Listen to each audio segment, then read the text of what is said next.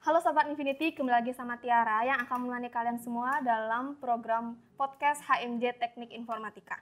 Nah, kali ini kita akan membahas topik yang lagi banyak nih diperbincangin oleh mahasiswa, terutama di mahasiswa Undiksa, yaitu program Kampus Merdeka oleh Kemendikbudristek. Nah, kalau yang kita tahu di Kampus Merdeka itu kan banyak banget nih programnya. Cuman kali ini kita akan membahas program studi independen aja nih. Oke, tentu aja ada banyak hal yang kita perbincangin di podcast kali ini, yaitu apa sih itu program studi independen, terus apa aja sih benefitnya, terus gimana caranya mendaftar. Oke, menarik kan? Yuk langsung aja nih kita berbincang bersama narasumber kita, yaitu dari Kak Nando dan Kak Dwi. Halo Kak, apa kabar? Oke, gimana nih kabarnya? Baik, sehat. Oke, semoga selalu diberi kesehatan ya. Sebelum kita melangkah ke topik yang lebih lanjut nih, Tiara mau ngasih tahu sedikit biodata dari Kak Nando dan Kak Dwi.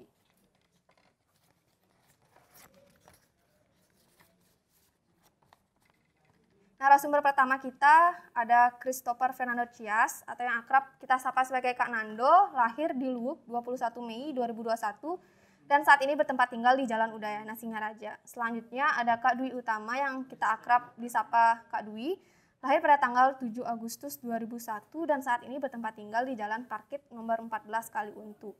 Kak Nando dan Kak Dwi ini merupakan mahasiswa dari program studi Sistem Informasi yang berhasil lolos dalam program studi independen Kampus Merdeka.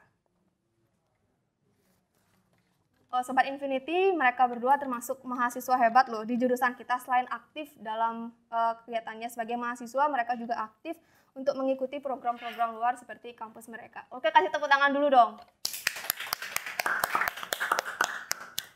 Oke, kita basa-basi sedikit dulu deh. Kan kakak kan lolos nih program studi independen. Nah, gimana sih perasaan kakak lolos gitu? Mulai dari Kak Dwi dulu deh. Untuk aku sendiri sih perasaannya pastinya senang banget dan nggak lupa untuk bersyukur. Itu aja sih.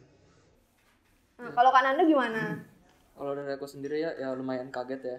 Soalnya nggak nyangka juga. Kaget? Kok kaget sih? Kaget nggak nyangka bisa lolos sih, soalnya emang saingannya banyak gitu kan. Ya seneng dan juga bersyukur. Oke, itu aja nih, nggak ada lagi gitu, gimana perasaannya gitu? Panik sih, soalnya emang kan program ini tergolong baru ya di sini. Jadi ya kita belum ada gambaran dari sebelumnya itu seperti apa. Jadi benar-benar baru banget buat kita. Merasa bangga nggak sama diri sendiri? Ternyata aku udah berjuang sejauh ini. Bangga gitu. Tentu sih. Oke ya. Oke, lanjut nih. Kan masih banyak nih dari Sobat Infinity pasti nggak tahu kan apa sih itu program studi independen itu. Bisa nggak jelasin nggak? Karena kan pemikiran orang tuh kan beda-beda nih. Nah, menurut Kak Dwi apa sih itu program studi independen? Oke, kita satukan pemahaman dulu. Studi independen itu adalah salah satu program dari Kampus Merdeka yang mana itu disusun oleh Kemendikbud itu sendiri.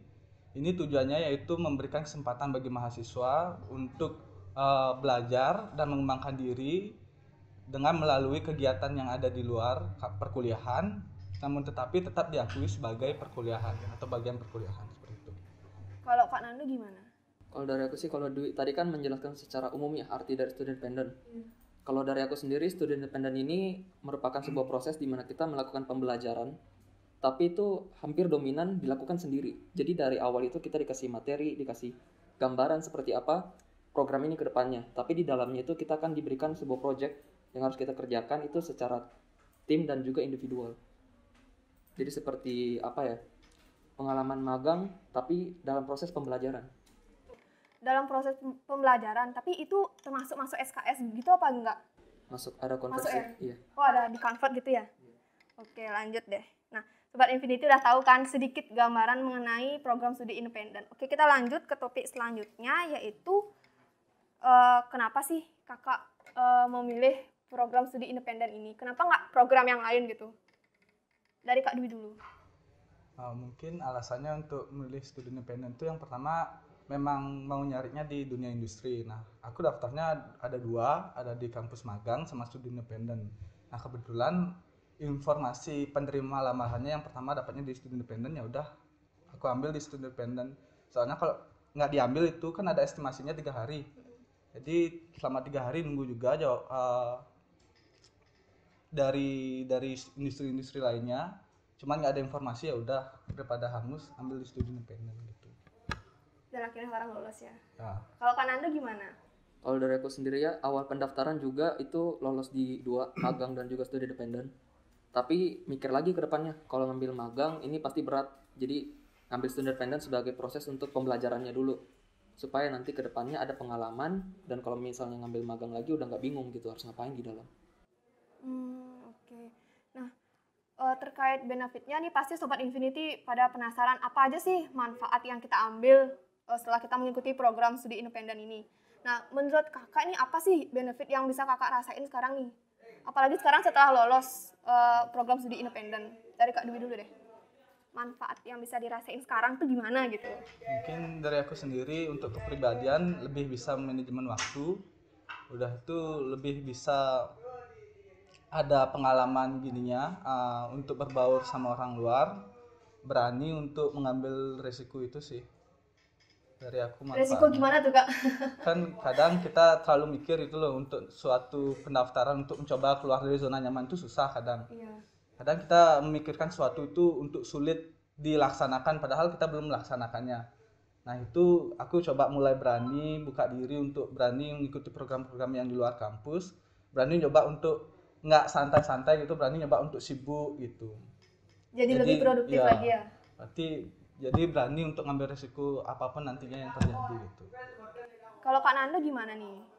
Kalau dari aku sendiri ya, benefitnya Iya. itu tentu sama kayak di manajemen waktu, karena emang apa ya, dia lebih padat daripada perkuliahan normal. Dan juga yang selainnya itu bagaimana memanajemen sebuah tim, karena kita di dalam itu meskipun individual belajarnya, tapi kita tetap dalam satu tim yang emang beda dengan kerja kelompok pada umumnya. Benar-benar kita harus bisa tahu tim ini ada untuk apa dan juga peran masing-masing itu untuk apa.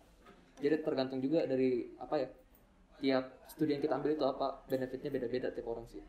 Oke, di sana padat ya jadwalnya kayak itu. Ya Terus lumayan. padat maksudnya dia ngerjain apa sih yang sampai buat padat kayak project gitu? Ada yang lain juga? Iya, kalau untuk dari aku sendiri ya, aku kan ngambil dari game industri. Iya. Itu lumayan padat karena emang ada deadline ditentukan dan harus kita kejar. Jadi tiap minggunya ada target yang harus dicapai. Oke. Terus targetnya tuh udah kakak gini nggak sih? Saya udah nyampe target nggak gitu? Oh, kalau sampai sekarang sih udah sampai sih, lagi progres, udah mau selesai juga. Oke, lanjut nih. Tadi kan benefit dari program studi independen. Sekarang benefit apa sih yang kakak rasain setelah mengikuti program dari Kampus Merdeka ini? Kampus Merdeka secara umumnya ya, bukan yang di studi independen. Menurut Kak Dwi gimana? Pastinya ngerasa gini, pokoknya ada rasa gembira karena bisa mengikuti perkuliahan yang di luar kampus. Kemudian ada uang sakunya juga dari Kampus Merdeka. Boleh nggak dibocorin berapa uang sakunya gitu? Sedikit spill sama Sobat Infinity pasti pada penasaran. Kalau aku sendiri sih untuk di studi independen itu dapat 1.200.000 per bulannya. Itu sih, ada konversi SKS juga. Uangnya itu bisa dipakai pribadi ya? Iya. Oh gitu. Nanti itu untuk menunjang selama pembelajaran di industri gitu. Oh, misal apa saja yang dibutuhkan, misal ada tools-tools yang perlu dibeli, itu bisa pakai uang itu? Kalau tools sih enggak, lebih ke kuota seperti itu untuk prasarana dan sarana aja. Kebutuhan hidup sih. Oh, kebutuhan hidup. Nah, terus kalau Kak Nando gimana nih? Kalau dari aku setelah Kampus Merdeka ya, Ya, yang aku rasain tuh jadi pribadi yang lebih baik lagi, soalnya emang belajar manajemen berbagai hal ya, nggak cuman ini itu aja, nggak cuman belajar, kumpul tugas, ujian, kayak monoton aja gitu dirasa. Kalau ikut Kampus Merdeka ini ada gitu tantangan baru, jadi kita bener-bener apa ya, tahu dunia luar itu seperti apa gitu sih kalau dari aku. ada manfaat yang lain yang dirasain mungkin? Manfaat dari yang lain ya? Ya. Oh, jadi tahu sih kalau misalnya apa ya, tim itu sesuatu yang apa ya, krusial banget dalam sebuah project. Beda kalau misalnya kita kerja kelompok, ada beda pendapat dikit mungkin masih gampang banget kita selesaiin. Tapi kalau tim kayak gini, karena emang projectnya itu nyata, benar-benar kita tahu gitu pribadi tiap orang itu seperti apa, bagaimana kita harus manajemen kita punya diri sendiri, dan juga bagaimana kita ngebawa diri ke dalam tim itu supaya bukannya menyamaratakan tapi menyesuaikan di dalamnya seperti apa. Oke, dari benefit-benefit itu apa yang bisa, maksudnya yang kakak rasain sekarang nih, yang udah terimplementasi dalam diri kakak tuh kayak gimana sih dari benefitnya? Misal sekarang udah bisa mulai ngatur waktu kan, udah mulai produktif gitu. Ada yang lain nggak? Udah gak panikan sih. Kenapa? Udah nggak panikan lagi kalau misalnya tiba-tiba ada sesuatu dikasih dadakan ya. Kayak udah biasa aja gitu, langsung kerjain aja, nggak usah panik, nggak usah apa, bisa pasti kelarin. Tapi bisa mengikuti kan kak ya? Ya bisa. Ya bisa sih, sampai lolos sih bisa sih mengikuti ya. Nah, dengerin tadi benefit dari kampus Merdeka sama program studi independen, pasti Sobat Infinity pada gini nih, maksudnya pada tertarik ikutin program kampus Merdeka, khususnya di program studi independen. Oke, lanjut, kita akan bahas. Nah, sebelum kita mendaftar ke program studi itu pasti ada tahap-tahapannya kan? Bisa jelasin nggak untuk di Sobat Infinity biar tahu nih apa aja sih tahap-tahapan yang kita dari mendaftar itu ya? Dari mendaftarnya. Ya. Mendaftar program studi independen khususnya. Tahap-tahapnya sih pertama ada pengumpulan berkas ya, itu termasuk CV, juga transkrip nilai dan lain-lain. Tergantung juga dari perusahaannya itu butuh apa. Nah, kalau udah kita masukin berkas, itu ada seleksi berkas. Nah, selesai seleksi berkas itu diumumin kita lolos atau enggak. Kalau lolos, nanti tergantung dari perusahaan lagi. Bakal ada seleksi lanjutan. Jadi nggak cuma semena-mena lolos nih di website Kampus Merdeka. Belum tentu ini juga diterima di perusahaan karena masih ada seleksi selanjutnya lagi yang diberikan ke perusahaan gitu. Jadi dia punya hak gitu. Jadi nggak 100% pemerintah yang nentuin. Jadi secara umum itu beda-beda ya? Ya, tahapan beda-beda. Pendaftaran itu beda kan, program studi independen beda, program yang lain beda, kayak gitu beda. ya. Kalau Kak Dwi gimana? Menurut Kak Dwi? Sama juga sih, kalau untuk daftarnya ke kampus Merdeka ya normal-normal aja, buat akun kayak gitu, buat CV. Nah, untuk kalau memang untuk daftar di magang atau independen, biasanya CV yang harus diperhatikan. Terkadang kita bisa suatu program gitu loh, misalnya aku bisa di Java, cuman aku bisa cuman tampil Hello World aja. Nah, kadang ada rasa ragu untuk naruh kita bahwa bisa untuk belajar Java itu di CV. Nah, sebenarnya itu sangat disayangkan sekali. Karena apa? Karena biasanya industri sudah melihat kita itu dasarnya sebenarnya harus bisa teknologi. Karena kita nyarinya di sebuah industri yang memang ada teknologinya berkecimpung gitu. di dunia. Ya. Jadi sebaiknya tetap taruh aja bahwa kita bisa di Java, cuman kita ada mawas diri, ada tanggung jawab bahwa kita nantinya setelah ini mau belajar di bahasa Java itu. Jadi jangan takut untuk bertanggung jawab itu loh.